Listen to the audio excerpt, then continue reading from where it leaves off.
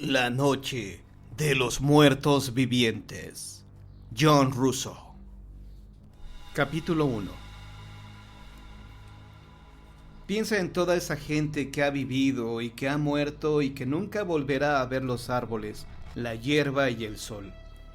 Todo parece tan breve, tan carente de valor, ¿no es cierto? Vivir un tiempo y después morir. Todo queda reducido a tan poca cosa. Y pese a todo, en cierto modo resulta fácil envidiar a los muertos. Ellos están más allá de la vida y más allá de la muerte. Tienen suerte de estar muertos, de haber pasado la muerte y no tener que vivir más, de estar bajo tierra, despreocupados del dolor, del temor a morir. Ya no tienen que vivir más, ni tienen que morir más, ni sentir dolor, ni hacer nada, ni preguntarse qué más hacer, ni preguntarse cómo será tener que pasar el trance de la muerte. ¿Por qué la vida parece tan desagradable y hermosa, tan triste e importante mientras uno la vive, y tan trivial cuando termina? La vida late durante un tiempo y luego se apaga, y las tumbas aguardan pacientemente el momento de ser ocupadas, y el final de toda vida es la muerte. La nueva vida canta feliz bajo la brisa y no sabe nada ni se preocupa lo más mínimo de las vidas anteriores, pero a su vez también aquella muere. La vida es un constante avanzar hacia la tumba. Los seres viven y luego mueren.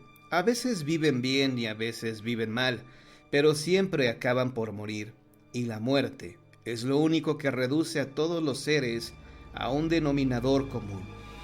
¿Qué lleva a las personas a temer tanto a la muerte? No el dolor.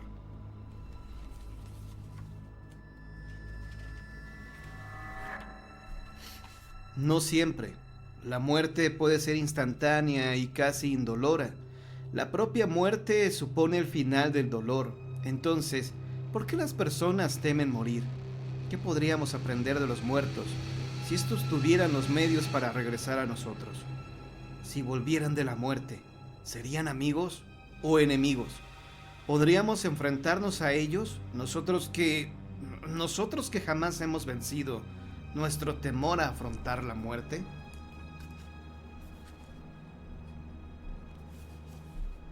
Al anochecer divisaron por fin la pequeña iglesia. Estaba apartada de la carretera, semioculta entre una arboleda de arces. Si no lo hubiesen encontrado antes de que cayera la oscuridad, probablemente les habría resultado imposible localizarla. El objetivo de su viaje era el cementerio situado tras la iglesia. Llevaban casi 2 horas buscándola, y en ese tiempo habían recorrido una tras otra las interminables carreteras rurales de la zona, llenas de curvas y de rodadas tan profundas que rozaban el fondo del coche, obligándoles a una marcha de apenas 25 kilómetros por hora. Atentos al ruido entrecortado y enervante de la grava contra los guardabarros y levantando tras ellos un remolino de polvo amarillo y caliente. Habían viajado hasta ahí para colocar una corona de flores en la tumba de su padre. Johnny aparcó el coche junto a la carretera, al pie de un terraplén cubierto de hierba, mientras su hermana Bárbara le dirigía una mirada y exhalaba un suspiro que pretendía reflejar una mezcla de cansancio y de alivio. Johnny no dijo nada, se limitó a aflojar un poco más el nudo de su corbata con gesto enfadado y a fijar la mirada en el parabrisas, que estaba casi opaco de polvo. Todavía no habían apagado el motor, y Bárbara adivinó inmediatamente por qué. Johnny deseaba hacerle sufrir un rato más el calor del coche, dejar bien claro que él no había querido hacer aquel viaje y que la consideraba responsable de aquellas incomodidades. Estaba cansado, disgustado y malhumorado, y ahora se mantenía en un silencio helado, aunque durante las 2 horas que habían permanecido perdidos, había descargado sobre ella su furia y su resentimiento, burlándose de ella continuamente y mostrándose lo menos animado que había podido, mientras el coche se bamboleaba sobre las rodadas y él se esforzaba en reprimir el impulso de pisar a fondo el pedal del acelerador. Johnny tenía 26 años y Bárbara solo 19, pero la muchacha era en muchos aspectos más madura que él, y durante los años que habían pasado creciendo juntos, había aprendido perfectamente a afrontar sus cambios de humor. Bárbara se limitó a apearse del coche sin decir palabra y dejó a Johnny mirando fijamente por el parabrisas. De repente, la radio, que estaba encendida pero no funcionaba, barbotó unas cuantas palabras que Johnny no alcanzó a entender y volvió a enmudecer. Johnny miró el aparato, se inclinó hacia él e hizo girar frenéticamente el botón del dial a un lado y a otro, pero no pudo sacarle una palabra más. Pensó que era extraño y tan perturbador, frustrante y atormentador como todo lo que le había sucedido en aquel día totalmente aciago. Sintió que le hervía la sangre. Si la radio no funcionaba, ¿por qué se ponía a farfullar unas palabras de vez en cuando? O funcionaba o estaba estropeada, pero no se entendía que se oyera a veces y otras no.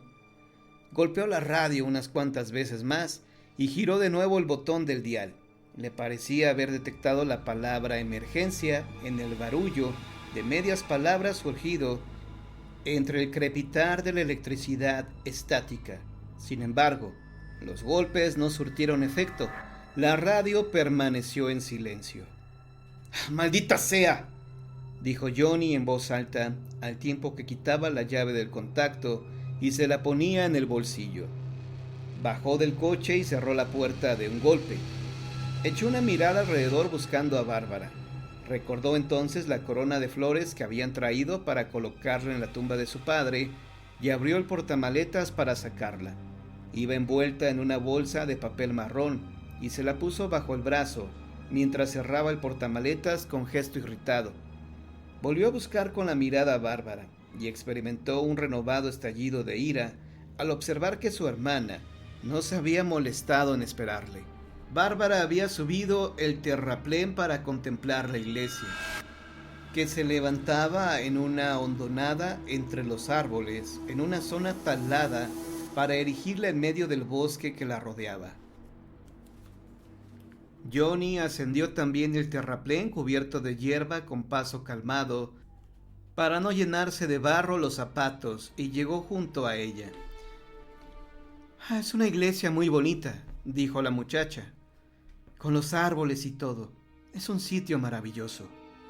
Era una típica iglesia rural, una estructura de madera pintada de blanco, con un campanario rojo y unos ventanales con vidrieras altas, estrechas y antiguas. «Hagamos lo que hemos venido a hacer y pongámonos rápidamente en camino», dijo Johnny con aire descontento. «Ya es casi de noche y nos quedan 3 horas de viaje para llegar a casa». Ella se encogió de hombros para mostrar su desagrado y Johnny la siguió junto a la pared lateral de la iglesia. No había verja ni césped, solo un puñado de tumbas que se levantaban entre la alta hierba, bajo los árboles, donde unas cuantas hojas muertas, esparcidas por el suelo, crujieron bajo sus pies al avanzar. Las tumbas empezaban a surgir entre la hierba, apenas a unos pasos de la iglesia, y se extendían entre árboles y hojas, hacia el linde del bosque. Las tumbas variaban de tamaño, desde la más pequeña, que solo tenía una piedra para identificar al difunto, hasta algunos monumentos funerarios de diseño muy elaborado, algún crucifijo franciscano aquí y allá, alguna imagen esculpida o un ángel en actitud orante. Las tumbas más antiguas, en mal estado y grises y marrones por el paso del tiempo, casi no parecían tales, sino más bien piedras del bosque, borrosas bajo el silencio y la oscuridad que cernían sobre la pequeña iglesia. El cielo gris mostraba el mortecino resplandor del sol, que acababa de ponerse, y los árboles y largas hierbas parecían brillar tenuemente bajo la noche, que iba cerrándose sobre ellos. Y por encima de todo ello reinaba un apacible silencio, realzado más que perturbado por el constante chirriar de los grillos y por el rumor de las hojas muertas que se arremolinaban bajo el ocasional soplo de la brisa. Johnny se detuvo y observó a Bárbara avanzar entre las tumbas. La muchacha caminaba lentamente, con cuidado para no tropezar en alguna tumba y buscando la que pertenecía a su padre. Johnny intuyó que la idea de estar en un cementerio después de anochecer había atemorizado a su hermana. Y tal pensamiento le divirtió porque todavía se sentía irritado con ella y deseaba hacerla sufrir un poco por haberla obligado a recorrer 300 kilómetros para poner una corona de flores en una tumba, un acto que él consideraba tonto y sin sentido. ¿Recuerdas en qué fila está?, preguntó Bárbara esperanzadamente. Sin embargo, Johnny no se preocupó en contestarle. Al contrario, sonrió para sí y se limitó a mirar. La muchacha siguió avanzando de losa en losa, deteniéndose ante aquellas que le resultaban vagamente familiares, el tiempo justo de leer el nombre del difunto. Bárbara recordaba el aspecto de la tumba de su padre y también se acordaba de algunos nombres de las personas enterradas junto a él. Sin embargo, bajo la creciente oscuridad le resultaba difícil localizarla. Creo que me he equivocado de fila, reconoció por fin. Por aquí no hay nadie, dijo Johnny, haciendo hincapié a propósito en la soledad en que se hallaban. Después añadió: si no estuviera tan oscuro, la encontraríamos sin ningún problema. Bueno, si te hubieras levantado más temprano, contestó Bárbara, dejando la frase a medio terminar mientras se trasladaba a la siguiente fila de tumbas. ¡Ay! Es la última vez que echo a perder un domingo por una cosa así, murmuró Johnny. O trasladamos a mamá más cerca de aquí, o trasladamos la tumba más cerca de casa. A veces creo que te quejas solo para oír tus propias palabras, replicó Bárbara. Además, ¿ya sabes que estás diciendo tonterías? Mamá está demasiado enferma para hacer un viaje como este por su cuenta. De pronto, Johnny localizó una losa familiar. La observó con atención, reconoció que era la de su padre y pensó en no decírselo a Bárbara para hacerla buscar un rato más. Sin embargo, las ganas de emprender el viaje de regreso se impusieron a sus deseos de atormentarla.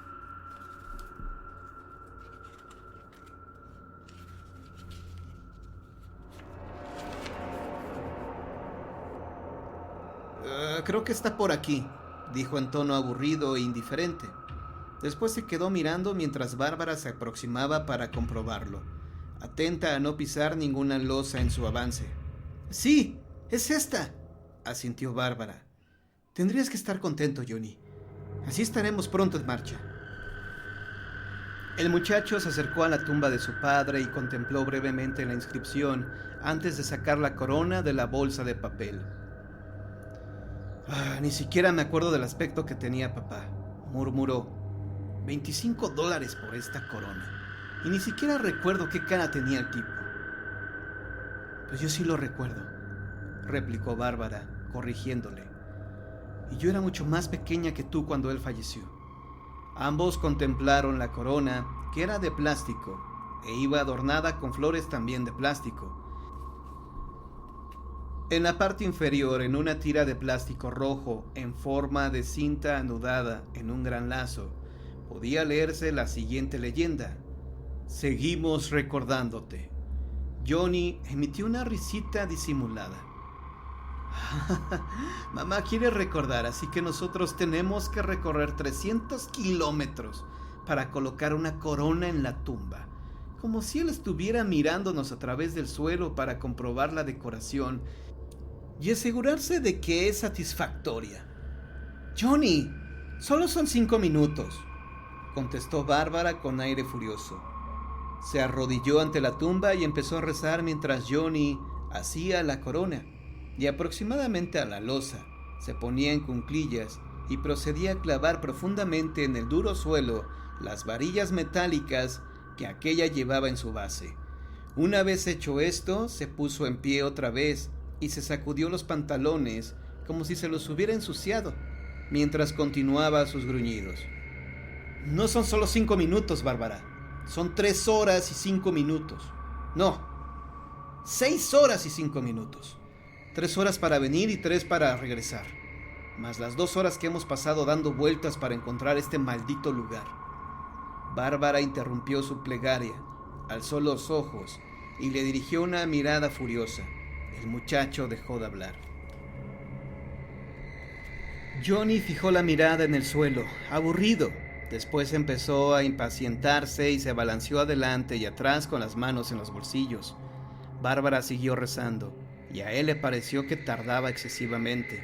Se puso a recorrer los alrededores con la mirada, fijándose en las siluetas y sombras que cernían sobre el cementerio bajo la creciente oscuridad. Debido a esta, solo resultaban visibles algunas tumbas, y el camposanto parecía más pequeño de lo que era en realidad. Solo alcanzaban a verse con claridad las más imponentes. Al mismo tiempo, los sonidos de la noche parecían más fuertes debido a la ausencia de voces humanas. Johnny fijó la mirada en la oscuridad. A lo lejos, le pareció que se movía una sombra extraña, casi como una figura semioculta que avanzara entre las tumbas. Probablemente sería el celador o un visitante de última hora, pensó Johnny, al tiempo que dirigía una mirada nerviosa a su reloj. «Vamos, Bárbara, ya has estado en la iglesia esta mañana», dijo con aire preocupado. Sin embargo, Bárbara no le hizo caso y siguió su plegaria, como si estuviera dispuesta a permanecer ahí el mayor tiempo posible, solo para molestarle. Johnny encendió un cigarrillo, exhaló con gesto ocioso la primera bocanada de humo y volvió a mirar a su alrededor. Definitivamente había alguien a lo lejos, moviéndose entre las tumbas. Johnny entrecerró los ojos para ver mejor, pero la oscuridad impedía ya distinguir nada, salvo una forma imprecisa que casi siempre quedaba difusa y borrosa entre las siluetas de los árboles y las tumbas en su lento avance por el camposanto. Johnny se volvió hacia su hermana y empezó a decir algo, pero ella se santiguó y se incorporó.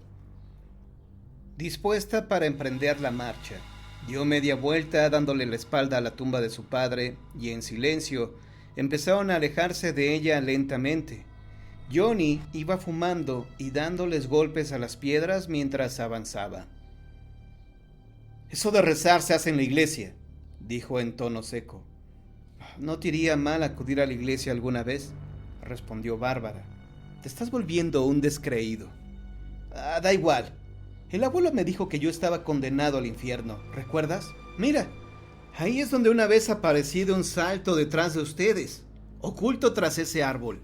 El abuelo se llevó un gran susto y me dijo, «Vas a ir de cabeza al infierno». Johnny se echó a reír con un aire perverso. «Aquí siempre solías asustarte mucho, ¿recuerdas?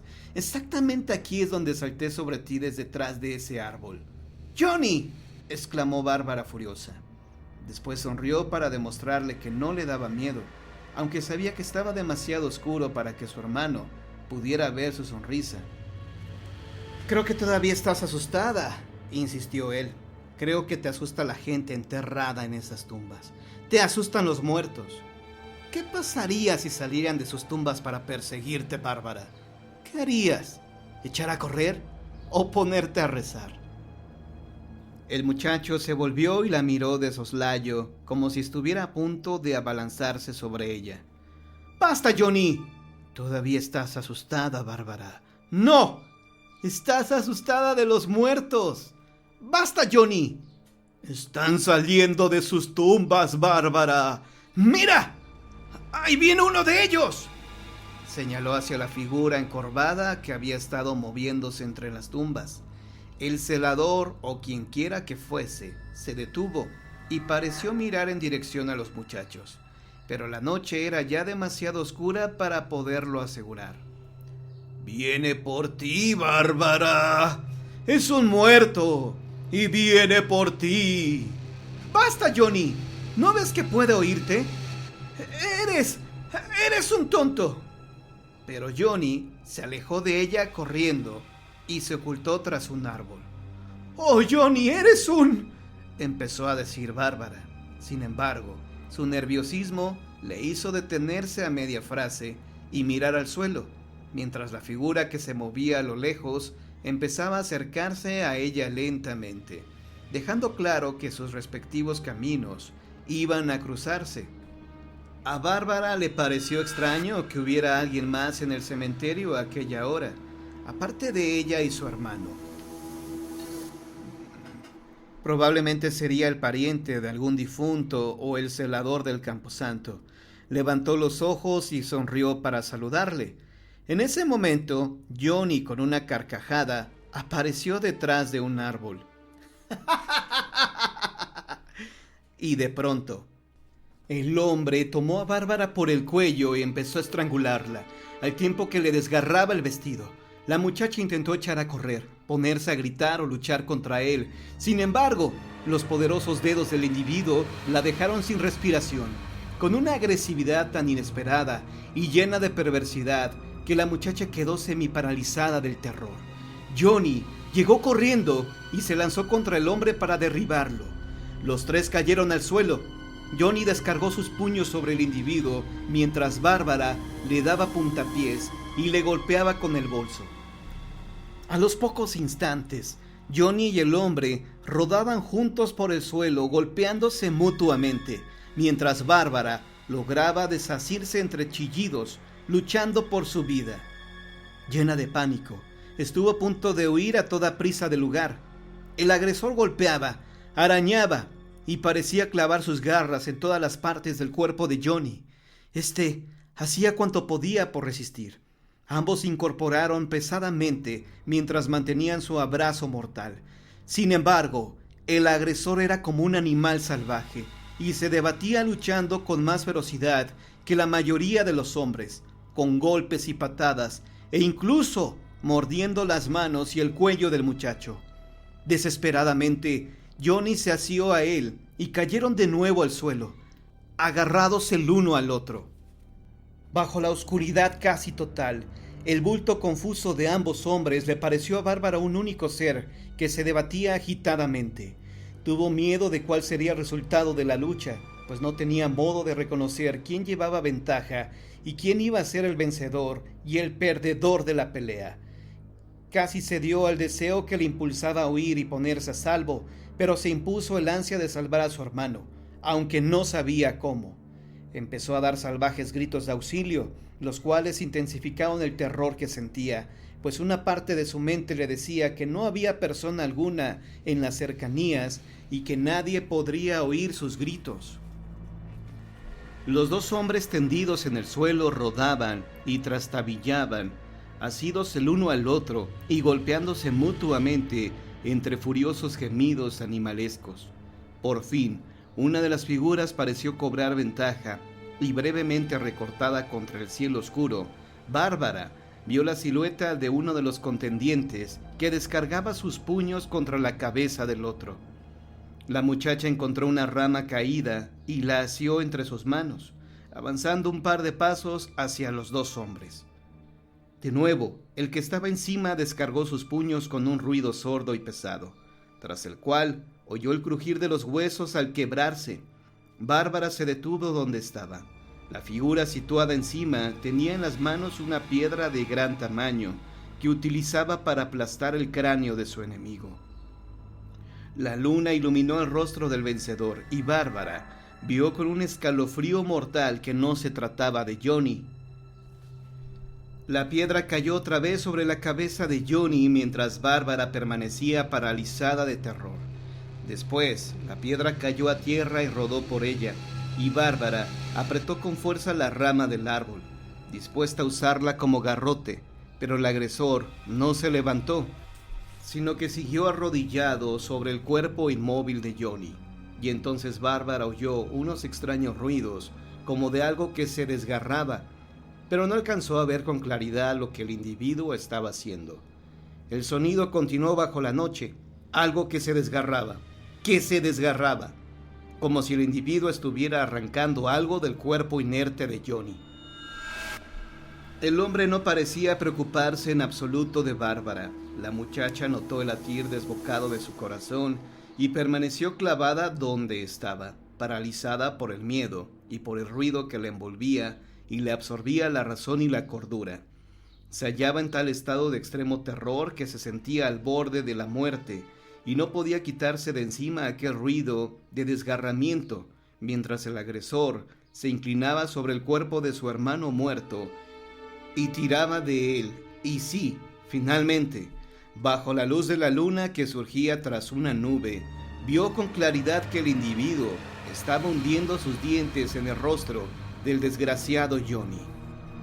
Lentamente, con los ojos muy abiertos, como si estuviera paralizada en una pesadilla, Bárbara empezó a avanzar hacia el agresor de su hermano. Abrió los labios y de ellos escapó un involuntario sollozo.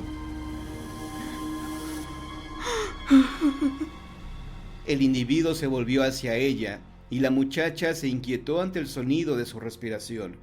Un ruido chirriante, sobrenatural. El hombre pasó sobre el cuerpo de Johnny y se dirigió hacia Bárbara en una posición medio encorvada, como un animal a punto de saltar sobre su presa. Bárbara emitió un grito de puro terror capaz de romperle los tímpanos a cualquiera.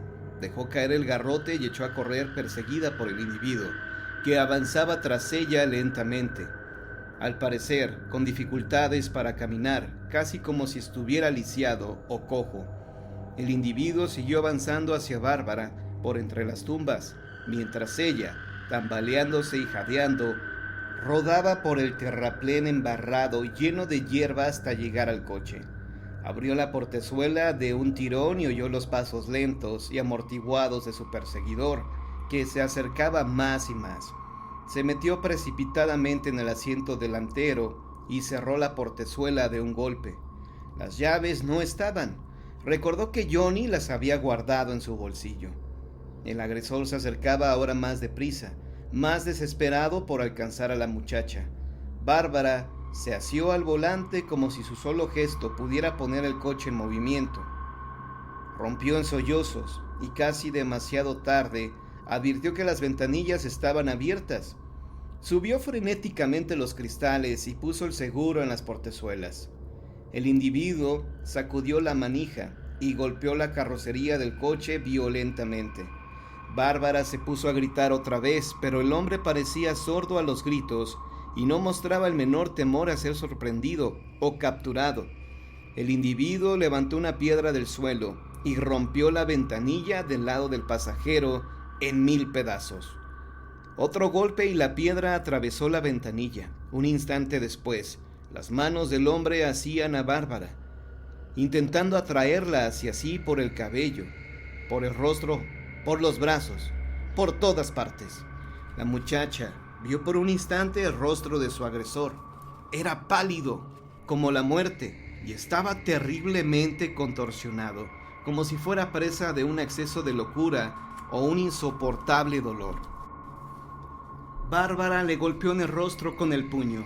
Al mismo tiempo, asió el freno de mano y lo soltó. El coche empezó a deslizarse colina abajo, seguido del agresor, que golpeaba y arañaba las manijas intentando mantenerse asido al vehículo. La pendiente se hacía más empinada y el coche tomó más velocidad. El tipo trastabilló y se vio obligado a trotar tras el coche.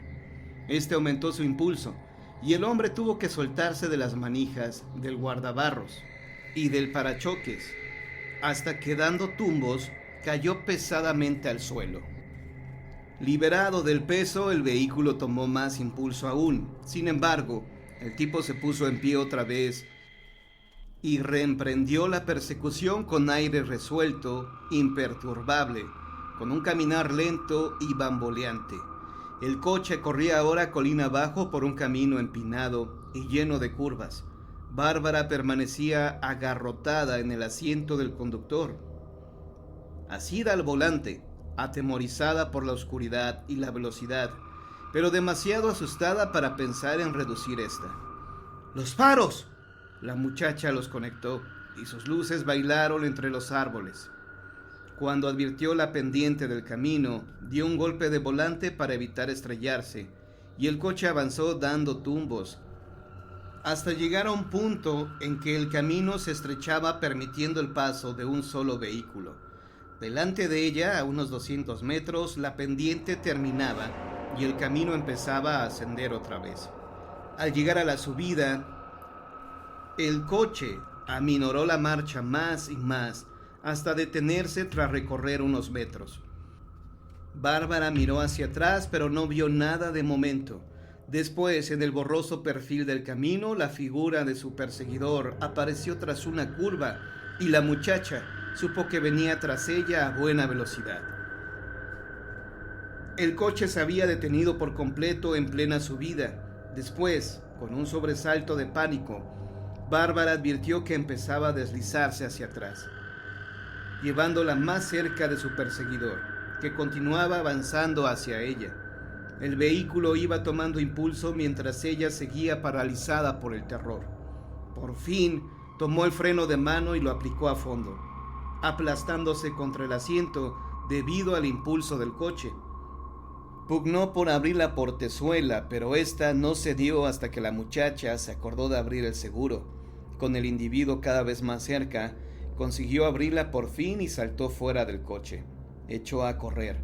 El hombre seguía tras ella, intentando desesperadamente avanzar más aprisa con su paso vacilante y pesado.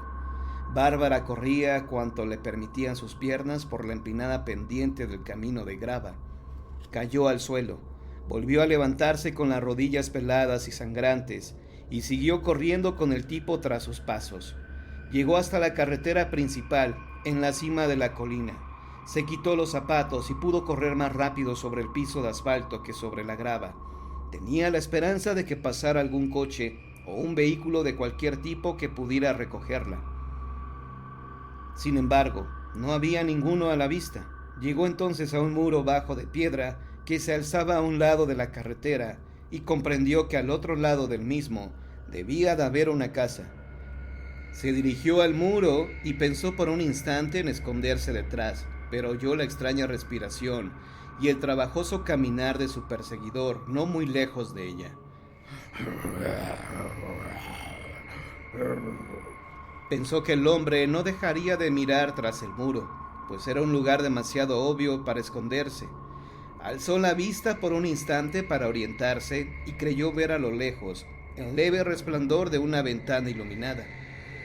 Ante la muchacha se abría una extensión de terreno plano con algunos árboles de frondoso ramaje. Echó a correr hacia la ventana iluminada, cruzando el campo en la oscuridad y dando tumbos entre las irregularidades del terreno, las ramas muertas y las raíces retorcidas. Llegó primero ante un cobertizo, del cual partía un camino polvoriento que llevaba a la casa. Junto al cobertizo, iluminado por una bombilla desnuda plagada de mosquitos y polillas de luz, había 2 bombas de gasolina, de las que suelen tener los granjeros para llenar los depósitos de sus tractores y demás vehículos. Bárbara se detuvo y se ocultó unos instantes tras una de las bombas, hasta que comprendió que la luz del cobertizo la dejaba en una posición demasiado vulnerable. Cuando se volvió, la luz le indicó que su perseguidor se aproximaba. Se dirigía hacia allá con un pesado caminar, avanzando por el campo oscuro lleno de matorrales y árboles de ramas bajas. Bárbara corrió hacia la casa y se puso a pedir auxilio gritando cuanto podía. Sin embargo, no apareció nadie. Nadie salió al porche a ver qué sucedía. La casa siguió silenciosa y fría, salvo por el resplandor de la solitaria ventana iluminada. La muchacha se apretó contra la pared de la casa, en un rincón en sombras, e intentó echar una mirada por la ventana. Sin embargo, no alcanzó a ver señales de vida. Aparentemente nadie había oído sus gritos y nadie iba a salir a ayudarla. El hombre que acababa de matar a su hermano se acercaba más y más, recortada su silueta bajo el resplandor de la bombilla del cobertizo. Presa del pánico, la muchacha corrió a la parte posterior de la casa y se ocultó en las sombras de un pequeño porche trasero. Su primer impulso fue gritar de nuevo en petición de auxilio, pero consiguió mantenerse callada en un intento de no traicionar su escondite. Oyó sus propios jadeos, advirtió que producía mucho ruido al respirar e intentó contener la respiración.